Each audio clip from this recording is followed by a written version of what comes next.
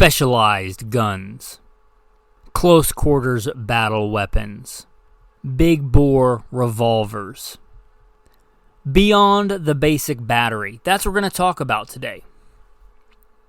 Welcome to Gunfighter Life, the podcast where we talk about guns, gunfighting, tactics, ballistics the right way with Almighty God at the center, biblical, Judeo-Christian values, and real-world first-hand experience. I am blessed to serve you as host. Bio bullet points in the show notes. Military, law enforcement, private security, contracting, hunting, competition shooting. Blessed be the Lord my rock, who trains my hands for war and fingers for battle. With that, let's get into beyond the basic battery. I have done episodes on the basic battery, which I'll probably refer to what's in a basic battery in this episode. But if you don't have your basic battery, this show is not for you. You have a core battery, the 5 or 6 guns that cover 80 to 90% of your actual needs, not your wants, your needs, then this show is for you. Just a little tip for you here. If you listen on Spotify, you can scroll up to the top. If you click on Gunfighter Life, scroll up to the top, and then try to continue to scroll down. It'll have a little bar that pops up. Search inside this podcast. You put in a word like battery. You can find old content on whatever battery, like survival battery. Now, Apple doesn't have that, but if you type in Gunfighter Life and then whatever the word is or keywords are, that will also help you find in the podcast. If you listen on YouTube, stop and go to one of the podcasts. Anyway, I appreciate you guys. Let's get into it. Beyond the core battery. I am a big fan of you having a full-size fighting handgun in 9mm. A full-size fighting handgun in 9mm. And I'm not going to debate whether you should have a SIG M17 or whether you should have a Beretta 92 or a SIG 226 or a 2011. Or if you want to slum it and have a Glock 17. But having a full-size fighting handgun in 9mm is the de facto caliber of our day. Okay, beyond that, if you want a full-size fighting handgun in a different caliber, and I've covered this on an entire episode recently, it's been a hot topic on Patreon, but if you want a full-size fighting handgun in something like 5.7 by 28, because you want to carry a lot of ammo lightly, right? This would be beyond the basic battery. If you don't have a good full-size 9mm, don't start with a 5.7. But if you have that and 5.7 brings something to the table for you, like you have to go on long work trips and you can carry a couple hundred rounds that weigh very little and take up very little space, yeah, okay, beyond the basic battery. A full-size fighting handgun in another caliber. You want a 10mm, you want a heavy hitter. You want a full-size fighting handgun in 10mm. Okay, that's, I would say, again, not your basic, not your core battery. But yeah, if you want one, this would be a good place for beyond. Adding to that basic battery. Continuing down the handgun line, a baby gun, a little gunfighter gun. I am not a big fan of this day-to-day. I'm not a big fan of this most of the time. The vast majority of the time, whether I'm working as a private security contractor or just day-to-day, I like to carry a full-size fighting handgun. It's what I tell you guys to do because that's what I do. Right? But there is a time and a place where you can't or shouldn't, where it's actually less safe to carry a full-size fighting handgun, but you can still carry something smaller. Having a little baby, whatever they call now, the hot term micro 9, but a subcompact or micro 9 or other caliber, right? Be a little tiny 22, it could be a little tiny 380. And I'm not a big fan of these day-to-day, again, but this is not the basic battery. You should not have this as your core fighting handgun, but a little small 380 or something like that may have its place. A SIG 365 is not a full-size fighting handgun. I don't care how much crap you strap to it. But a 365 is a good place to add on to a battery or something like it if you want a decent semi-auto handgun.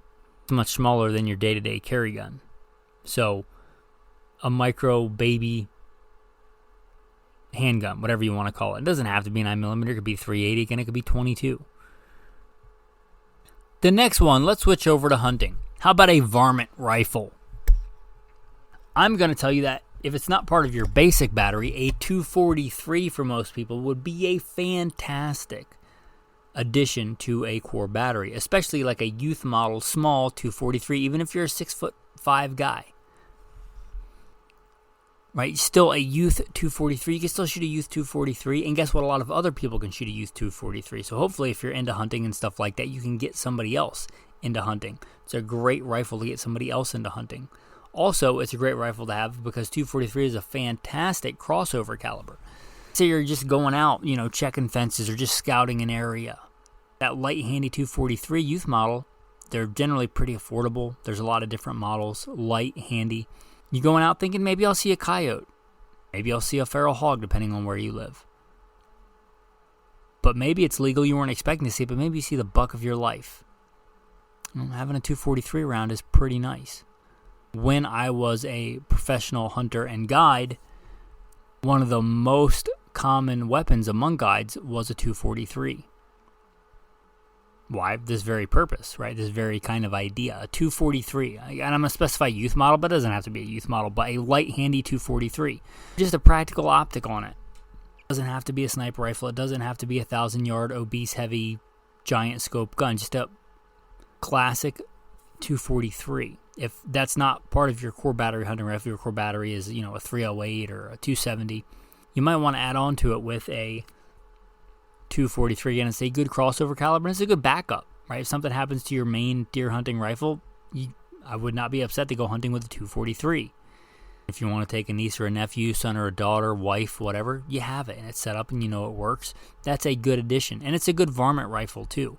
That's going to be my number one recommendation for a varmint rifle, but if you want a more specialized varmint rifle, if you're into varmint hunting, this is not part of your core survival, right? I hope things don't get so bad that you're out there eating rock chucks. If you do, a 22 would work fine if you get close enough. But let's say you're just really into shooting rock chucks or you're really into shooting prairie dogs. A 22 250, a 220 Swift. Now, again, it doesn't need to be part of your core battery. If you have a good practical AR, you can shoot ground squirrels or prairie dogs with a good AR. Not going to be as good as a specialty built varmint rifle. That's why it's beyond the basics. But a good varmint rifle, if that's something you're into, depending on what you think of as varmints, like coyote, prairie dogs, woodchucks. A specialized varmint rifle. Keep your skills good. Be a good thing to get started off into reloading with. It's not something you need to stockpile 10,000 rounds for the apocalypse, right? You don't need 10,000 rounds of 22 250. But, you have it, you shoot it. It's not part of your core battery. If you run out of ammo or whatever, you just put it on the shelf. You can start reloading for it. Get a specialty load that gun likes. Neck only resizing and messing with powders and bullets and things like that. But a good varmint rifle. Again, not a core battery thing, but a good thing to have if you're at all interested in getting into hunting and extending your hunting season. Usually some kind of varmint you can hunt all year long instead of just, hunting deer 2 or 3 weeks a year. But being out there and being able to hunt all year, that's a good thing. Now for you, I didn't mention this, but for you that varmint rifle could be a 22 Magnum, especially East Coast. A lot of stuff's going to be closer and a lot of stuff's going to be smaller. 22 Magnum would be a good one for this. I don't think 22 Mag is a core battery gun, but it's definitely a good one to fill in for this. 22 Magnum or 22 Hornet. Talking about getting into reloading, 22 Hornet, I don't own one, but would be a phenomenal, super fun way to have a varmint rifle and a reloading setup for rifle. Because a lot of these calibers are oddball calibers that are pretty spendy compared to mainstream cartridges. But just a thought there. The next one, how about a P.D.W., a personal defense weapon? Now, again, I think your basic battery, a assault rifle, a fighting rifle, the one of our day, the one of our time is the AR, a good do-it-all AR, an M forgery, right? Some 16-inch with an LPVO or a red dot setup, general purpose AR will do a lot. But maybe you want a shorter, lighter, handier AR. They are really nice and light and handy. In fact, I have one. It's one of my go-to guns. I forget if it's 11.5 or 12.5. I wouldn't advise you to go much shorter than that in 5.56, but you could go shorter if you wanted in 300 blackout. But a short, handy AR type platform is the best bang for your buck today. There are some decent ones that are crazy affordable with today's prices and inflation and things. You look at them and you're just like, man, I kind of just want another one, although the one I have is fine. but a good short-barreled AR. Now, I was a Marine. I was an urban warfare instructor for the Marines. Not only did I do urban warfare in the war, I taught people going to war after I went how to do urban warfare. It's one of the things I did. Mojave Viper, teaching guys to stay alive in urban warfare. Marines are known for being good door kickers, for being good room clearers, for being good urban warfare dudes. Guess what? We do it with 20-inch M16A2s, M16A4s later on. You don't need, and this is a specialty gun, you don't need a short, light, handy AR type P.D.W. gun or something else. You don't need that for doing urban warfare. It's not even close to having your choreography down, your tactics down, your communication down, being able to not freak out when you start getting shot at. All those things come secondary. But yeah, it's nice and light and handy. And a lot of people live in urban, suburban environments. So for a lot of people, a short, light, handy AR, if for nothing else, and just easier to store in many places. Again, not your core battery. I wouldn't only want this, but it's a good option to have to go to. A good short-barreled AR. There are a bunch of calibers, but probably most likely in 5.56 or 300 blackout. That's a good option. And hard to beat for the money. It's not the only PDW game in town. The other one of the PDW is the either pistol braced or braced pistol. And these are two completely different things. They sound very similar, but something like a SIG Raider or Flux Raider, right? Something that is basically a full-size fighting handgun with a quasi-stock on it, a pistol brace, right? They're light handy for most people. They're going to be a lot more shootable than a full-size fighting handgun because a handgun takes a lot more practice and a lot of people don't practice. And they're light and handy, and they will give you more firepower, at least ability to get rounds on target quickly for most people. That's an option. Also, like a dedicated, built from the ground up pistol caliber braced pistol. Something like an AR, a 9mm, or the classic one, the MP5, right? This is what I'm talking about. MP5 or SP5. Like a short light handy. I'm not talking about a 16-inch barrel. We'll get to that later. But, yeah, a PDW type. Small light handy, whether that's a braced pistol or a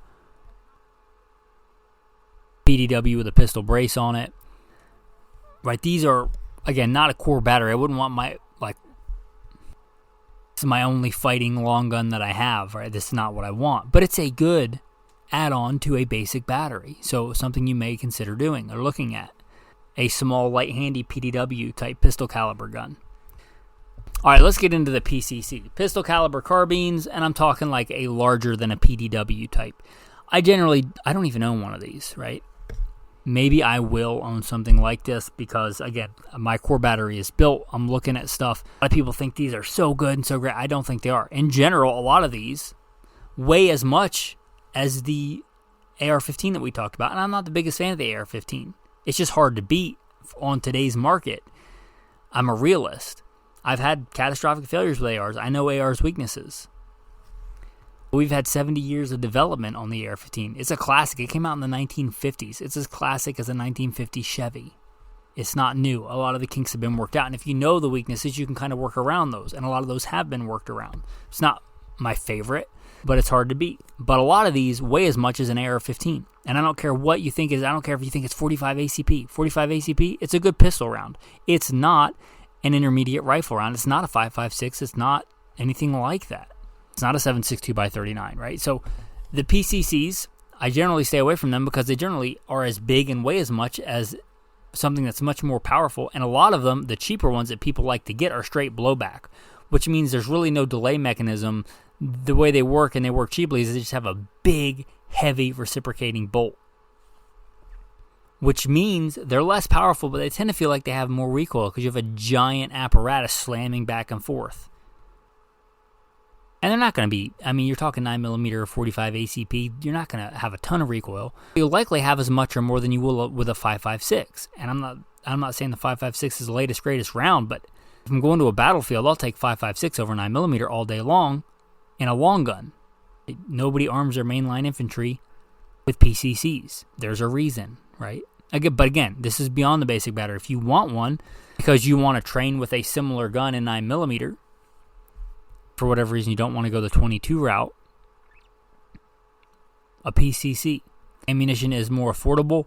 There are certain places where you can have PCCs where you can't have fighting rifles, and I don't like that, but that is a thing that exists.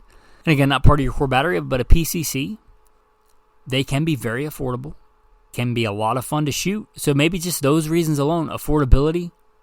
Talk about power to weight ratio. How about fun to cost ratio? They're real high in the fun to cost ratio.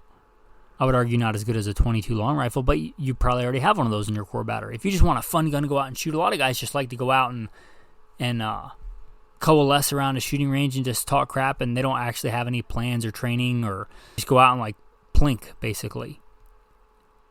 If that's your scene, yeah, PCC fits in real nice there. So fun to cost ratio, they're pretty high up there. So yeah, PCC, something, again, I don't think belongs in a core battery, but I think probably a bad idea for most people if you don't have a good general purpose AR or a good general purpose fighting rifle, but you have a PCC, I'd say that's the wrong order. But if you have your basic battery, PCC would be an extra thing you could look at getting.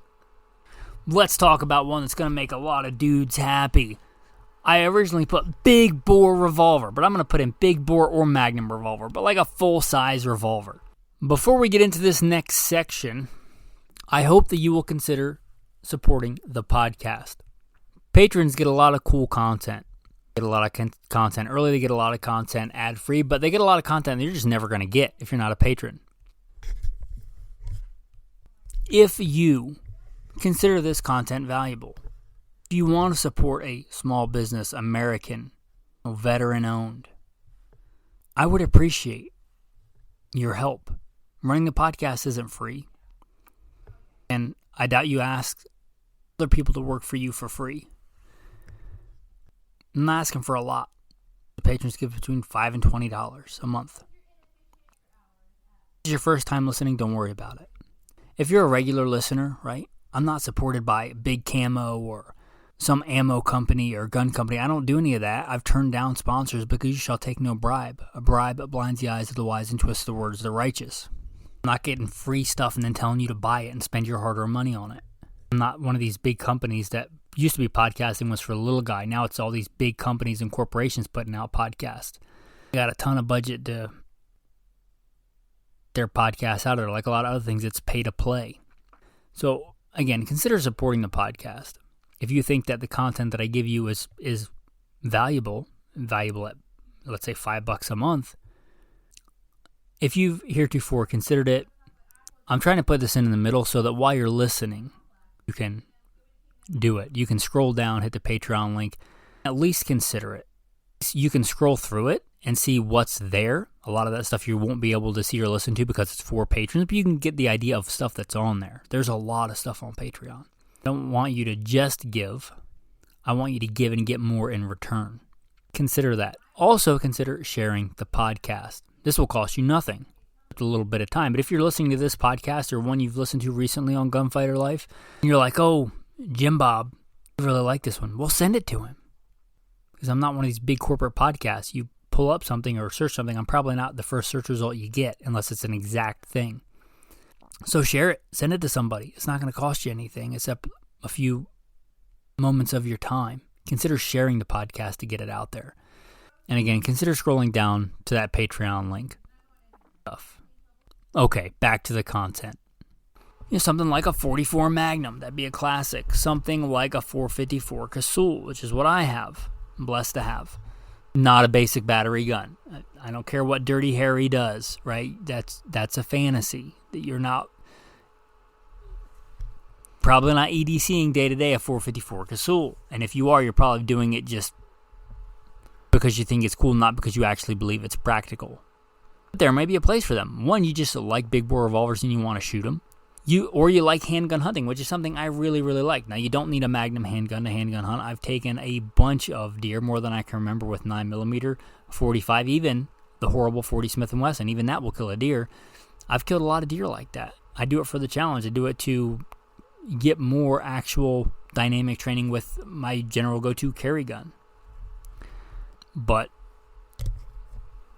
if you want a big bore revolver and you like handgun hunting, if you said that I do handgun hunting for fun because I like the challenge. If you said I had to go feed my family and take a deer or an elk with a handgun, and you gave me the choice between 9mm and 44 mag, I'm going to take 44 mag, of course.